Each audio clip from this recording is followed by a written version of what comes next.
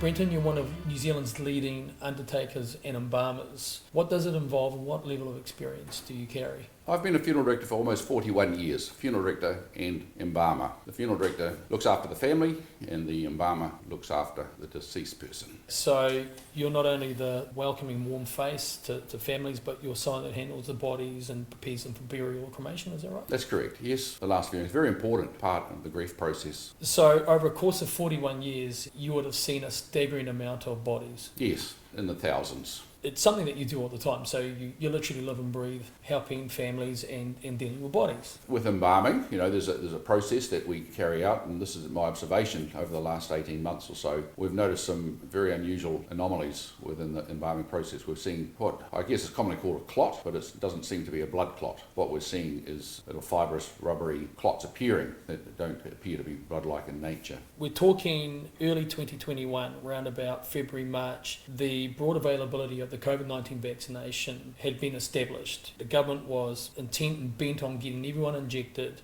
and it was really post the beginning of the commencement of this vaccination program that you started to see these anomalies. Do you think that's a coincidence? I really started seeing them around August or so of 2021. Right. I think we're into the second injection. I think with the rollout in March with healthcare workers, March, April, May, June. I saw an enormous amount of death. Majority of our clients passing away within 2 weeks of getting a vaccine. Our families would share that with me. I did notice that in the first instance, the person was quite healthy prior to getting the vaccine and died the following day.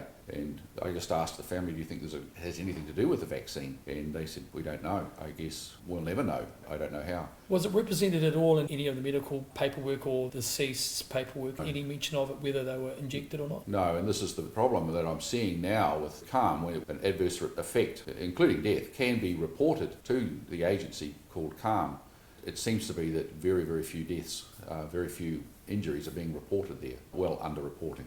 So you've got a dead person in front of you. You're seeing some strange things like a blood clot. Well, a clot that's not a blood clot, but it's a clot.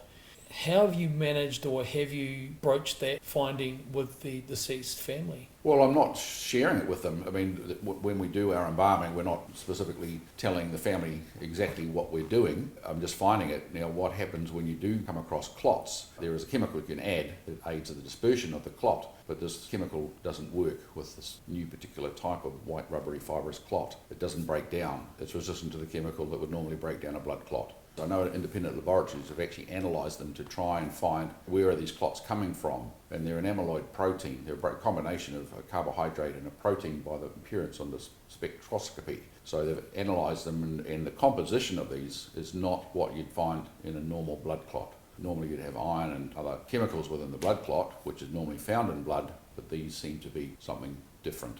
So given that you started to see these anomalies appearing around about August 2021, how many of the deceased people do you believe may be presenting themselves as being affected by vaccination?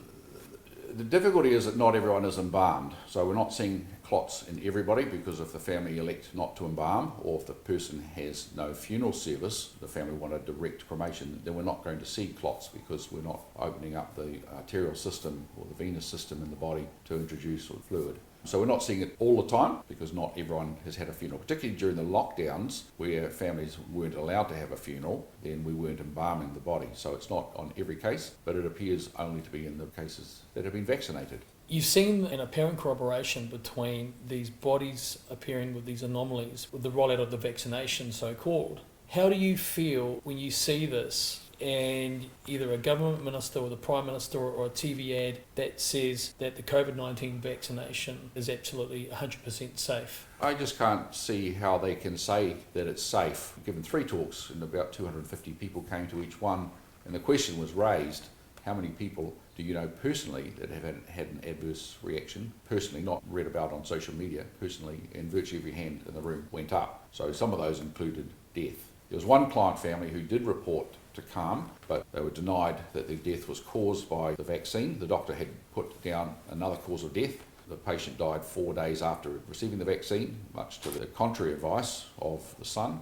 He asked for a post-mortem from coronial services, and the coronial services replied, if there's a doctor's certificate, then we're not going to do a post-mortem on him. So we tried to get a private post-mortem done, but there were no pathologists available to do a private post-mortem. So unfortunately the cause of death has not been recorded, in the opinion of the son, who is a doctor, correctly. Wow, that's mind-blowing.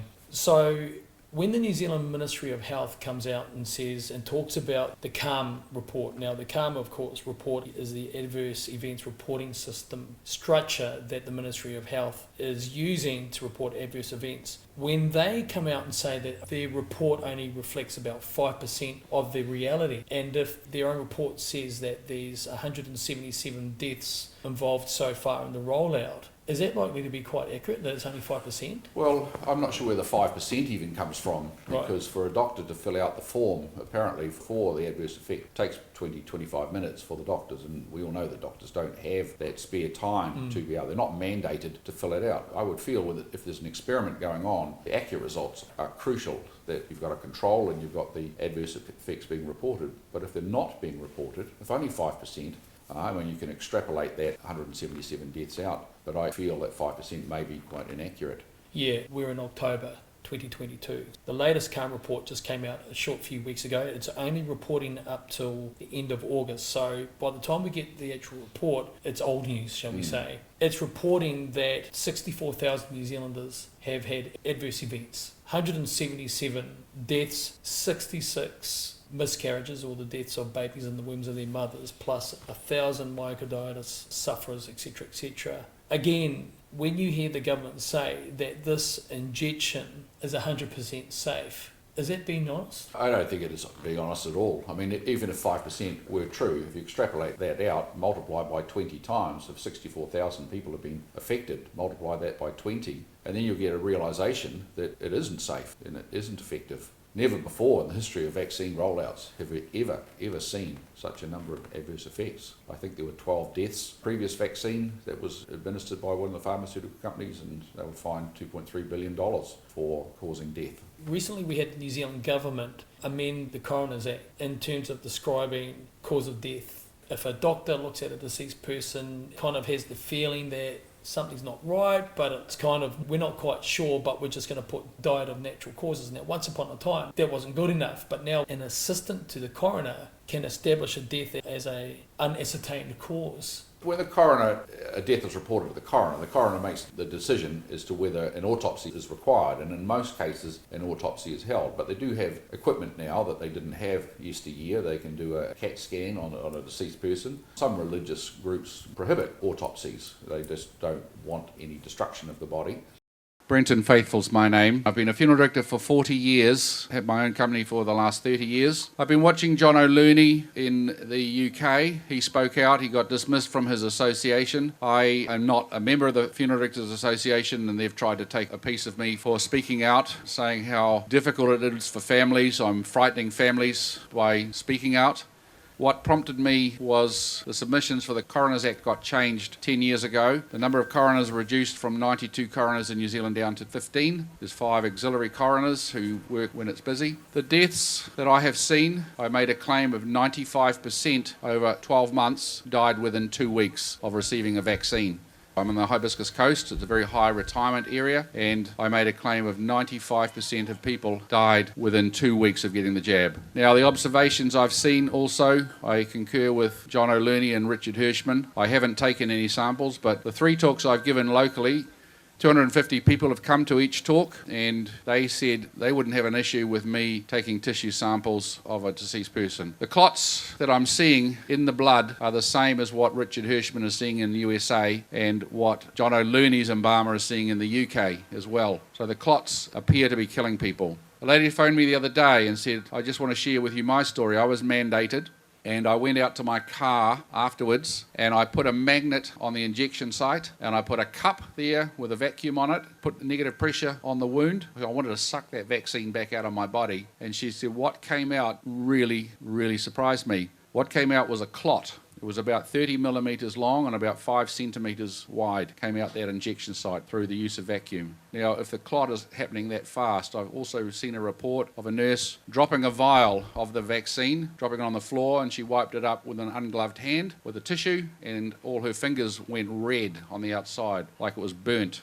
Now, if that's happening on the outside of your skin, what's happening on the inside of your body? So Billy TK has asked me to join with him in providing evidence that I have seen. I've been struck by the mainstream media. Well, they weren't using very nice words, let's say, but it just inspired me more to speak out. So I've spoken to 750 people in one suburb of Auckland. They've asked me to do more because at the last talk, one guy came up to me and said, I've got 20 people want to come and hear you if you're going to do the next talk. I'm speaking down to a groundswell group as well. They're very interested to hear what I've got to say, but I will be doing more graphical, empirical evidence of what I've seen and what's happening with the vaccine, things that the government are keeping from us. So, Billy, I'm looking forward to working with you. I hope this River of Lies really does what we're wanting it to do. I feel that, and I don't feel that on behalf of the families that I've served as well. That's up to you, and I do thank you for coming on and arguing your point, though not in my mind particularly convincingly, and I wish you well. Thank you, Sean. That is Brenton Faithful, undertaker, not medical professional, not scientist. And I don't know, you'd make a claim that sensitive about people dying, you'd expect to have some evidence, wouldn't you? And of course, I'm getting texts from people saying, I'm never going to listen to you again. I'm sorry. One thing the platform is about truth. And just because you're going to get upset because I suggest to you that you're idiots, I'm still going to speak the truth. That is the very philosophy of the platform. So that's Brenton Faithful. I'm happy to take calls and texts on this. Of course, people are going to lose their lunch.